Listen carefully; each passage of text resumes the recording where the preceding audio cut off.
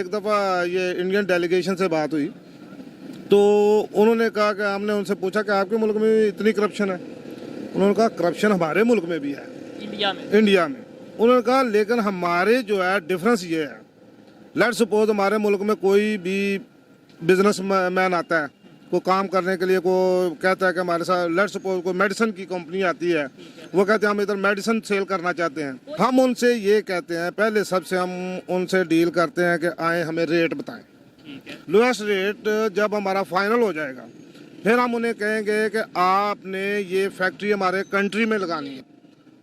आखिर में हम कहते हैं, हमारे जो ये जो मिनिस्टर होते हैं वो कहते हैं आप बताओ हमें कमीशन कितना देते हो। उसने कहा तुम्हारे मुल्क में क्या है, आपके मुल्क में यह है, यानी पाकिस्तान में जो भी कंपनी आएगी सबसे पहले बात होगी कमीशन। देखें, हमें ये नहीं चाहिए कि कोई हमें इमदाद दे दे तो मुल्क खड़ा हो जाएगा अपने पाँव पे।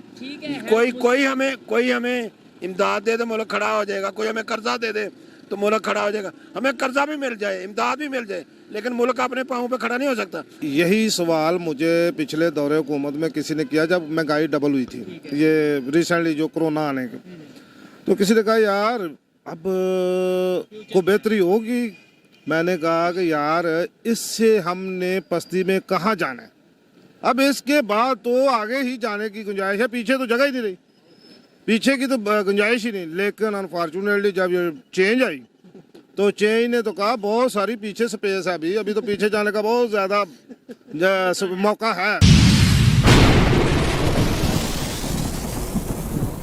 जी तो दोस्तों, मैं हूं सुहेब चौधरी और आप देख रहे हैं मेरा और आपका YouTube channel real entertainment TV. Pakistan की बात करें तो इस टाइम 80 to 90% प्रोडक्ट्स चाइना से इंपोर्ट की जा रही हैं। हम एक इस्लामिक कंट्री हैं लेकिन हमारी जो रिलीजियस कैप है वो भी चाइना से बन कर आती हैं। हम एक एग्रीकल्चर कंट्री है लेकिन फिर भी जो सीड्स हैं वो चाइना से आते हैं। सी पैक की बात करें, पाकिस्तान में प्रोजेक्ट बनाया तो गया लेकिन मोस्टली हायर रैंक पे जो एम्प्लॉय हैं वो चाइनीज़ हैं। क्या तेज़ी से पाकिस्तान चाइना की कॉलोनी डायरेक्टली या इनडायरेक्टली बनता नज़र आ रहा है? पाकिस्तान डिपेंडेंसी ख़त्म कर पाएगा चाइना पर या नहीं कर पाएगा? इस हवाले से पाकिस्तान की पब्लिक क्या ओपिनियन रखती है जानेंगे इस वीडियो में, और जो मेरी पर्सनल ओपिनियन है वो मैं आपको बताऊंगा वीडियो के लास्ट में। चलते हैं वीडियो की तरफ और मिलते हैं वीडियो के बाद। अस्सलाम वालेकुम। वालेकुम सलाम। आपका नाम?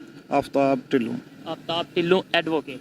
ठीक है सर, मेरा टॉपिक जिस पे मैं वीडियो रिकॉर्ड कर रहा हूँ वो ये है टेक्नोलॉजी के हवाले से, डिफेंस के हवाले से, और इसके अलावा ओवरऑल अगर बात की जाए पाकिस्तान में मेड इन पाकिस्तान की, क्यों हम कभी यूएस के मुहताज रहते हैं, कभी चाइना के मुहताज रहते हैं, जबकि दूसरी दुनिया तेज़ी से डिपेंडेंसी की तरफ आ रही है?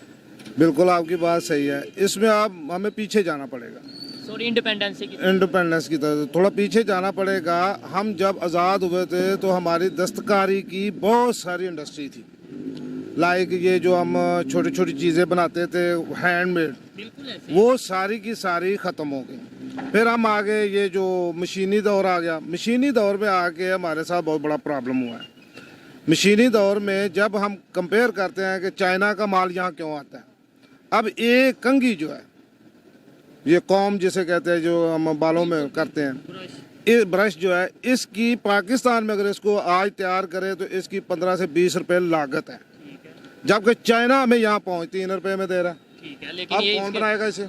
यही तो बात है ना, क्यों नहीं हम बनाएंगे? चाइना कैसे बना रहा है? चाइना और वो भी आपको ये उनकी बड़ी पुरानी हिस्ट्री नहीं है, उन्होंने भी 1947 48 में 49 में अपने सफर। उसकी वजह ये है कि चाइना ने अपने इंडस्ट्रियल जोन को सब्सिडाइज किया है और उनको ये कहा है कि आपने 24/7 प्रोडक्शन देनी है, बाकी ये गवर्नमेंट का काम है कि उसको कहाँ बेचे, जो मर्जी करे, गवर्नमेंट ने उनसे लेनी है, प्रोडक्शन जो है उनकी चलानी है और आगे गवर्नमेंट ने सेल करनी है, कहाँ भी जाए, जहाँ मर्जी बेचे, जिस मर्जी कंट्री को बेचे। जैसे आपने कंघी की बात की, आपको नहीं लगता कंघी से लेके अगर बड़े बड़े हम बात करें अपना डिफेंस के इक्विपमेंट्स की, मुझे मौका दें, हर चीज चाइना से ऑलमोस्ट आ रही है। इवन हम एक एग्रीकल्चरल कंट्री हैं लेकिन फिर भी बीज हमें चाइना से आ रहे हैं, तो हम चाइना की कॉलोनी नहीं बनते जा रहे, चाइना की कॉलोनी बनते। हाँ, मैं यही बताने लगा हूँ।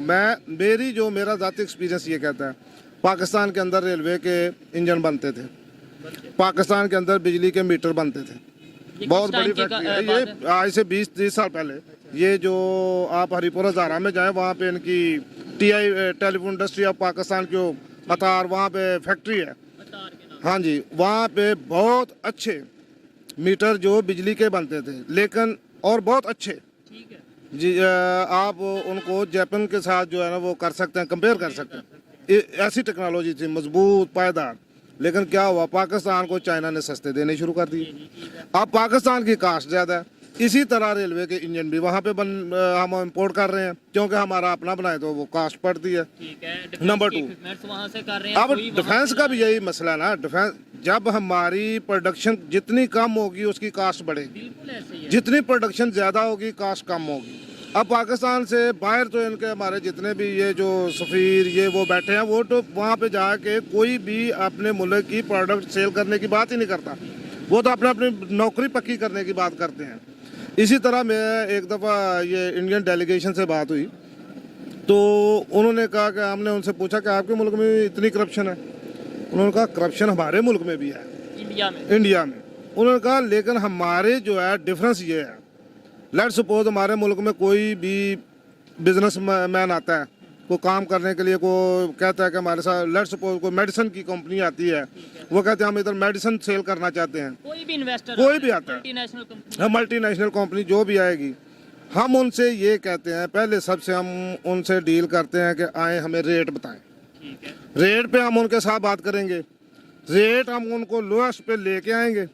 लोएस्ट रेट जब हमारा फाइनल हो जाएगा, फिर हम उन्हें कहेंगे कि आपने ये फैक्ट्री हमारे कंट्री में लगानी है। इससे मैं 100% एग्री करता हूँ। बड़ी बड़ी फैक्ट्रियाँ, एप्पल की अगर बात करें, वो वहाँ पे मैं वही, फिर उन्होंने कहा कि रेट तय करने के बाद हम कहेंगे आप फैक्ट्री भी हमारे कंट्री में लगाएंगे। ठीक है। और फैसिलिटीज भी देते हाँ। हैं उन्हें मुख्तलिफ किस्म की। फिर जब वो फैक्ट्री का हमारे साथ ओके करता है, तो फिर हम कहते हैं आओ अब लेबर की बात हो।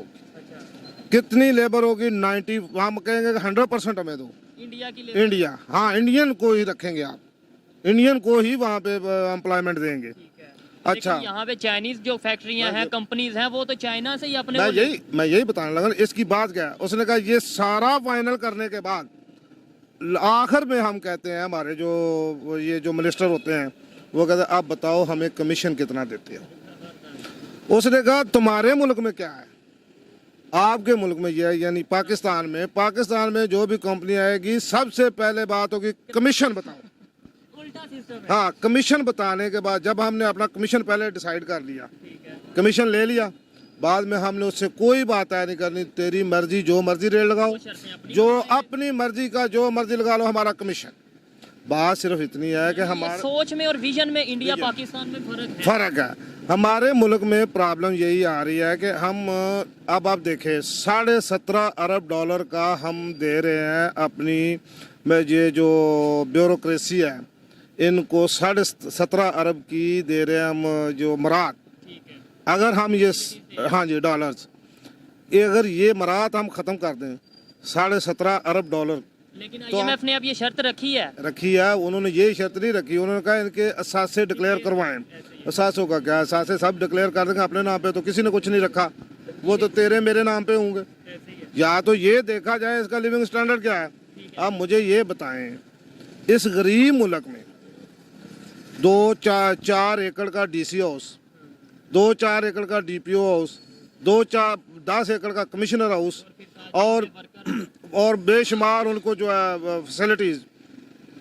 क्या अगर एक 15 से 20 हज़ार रुपया लेने वाला दर्जा 4 का, जिसके 6 बच्चे हैं, उसको कोई फैसिलिटी नहीं, मतलब मेडिसिन नहीं, उसको बिजली नहीं फ्री, उसको पानी फ्री नहीं, गैस फ्री नहीं, उसको रहने को भी कुछ नहीं, उसको ट्रैवलिंग अलाउंस नहीं, कुछ भी नहीं दिया जाता, वो 6 बच्चे पाल रहा है, और उसको ना होने के बाद ये सिस्टम तो आपने जैसे बोला, इंडियन डेलीगेशन से बात की, उन्होंने फ़र्क बताया इंडिया में और पाकिस्तान में क्या फ़र्क है। लेकिन ब्यूरोक्रेसी की बात करें, यही सिस्टम मेरे ख्याल से यही सिस्टम वहाँ पर नहीं होगा कि वहाँ पे भी DC के बड़े बड़े ऑफिस होंगे, वहाँ पे होंगे, लेकिन वहाँ पे आज भी देखें, वहाँ पे जो उनके पार्लियामेंटेरियंस हैं या ऑफिसर्स हैं, उनके पास वो छोटी छोटी गाड़ियाँ हैं, आज भी छोटी गाड़ियाँ हैं।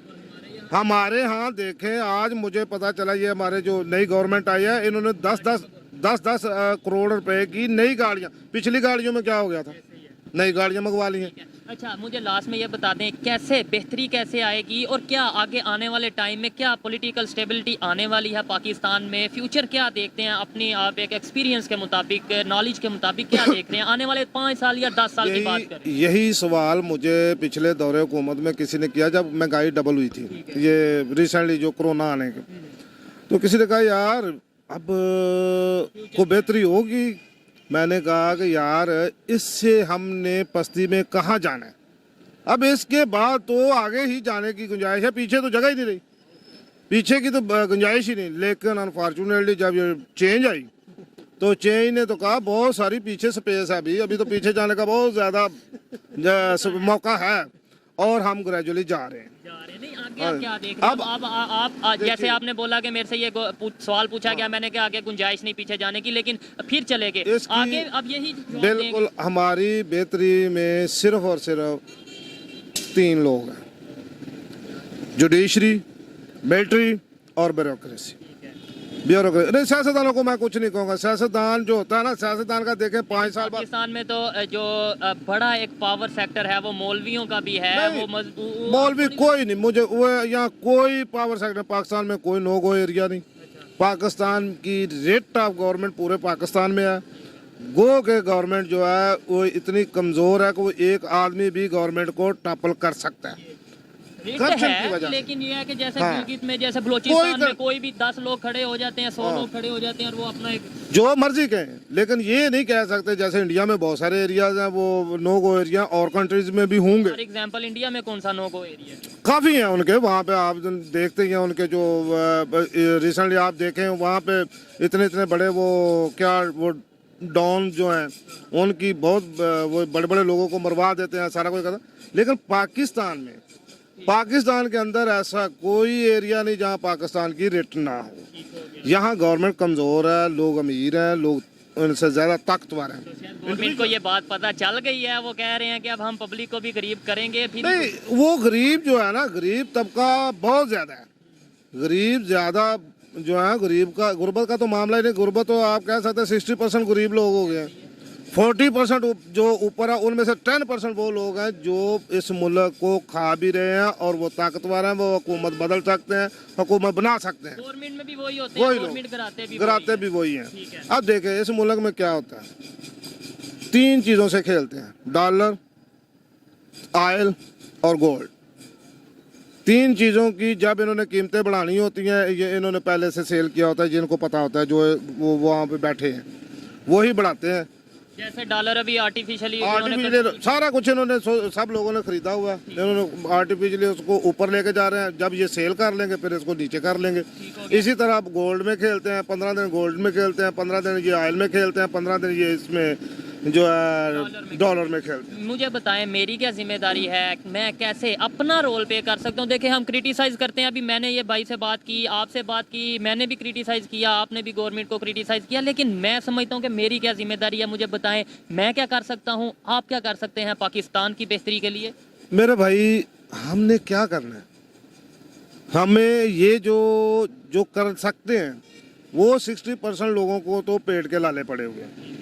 आप देखें आज से 20-25 साल पीछे जाएं, साल में 1 मरतबा पेट्रोल की कीमतें बढ़ती थी, पहिया जाम होता था, किसी भी चीज़ की ये घी वगैरह की कीमत बढ़ती थी तो पूरा शटर डाउन होता था।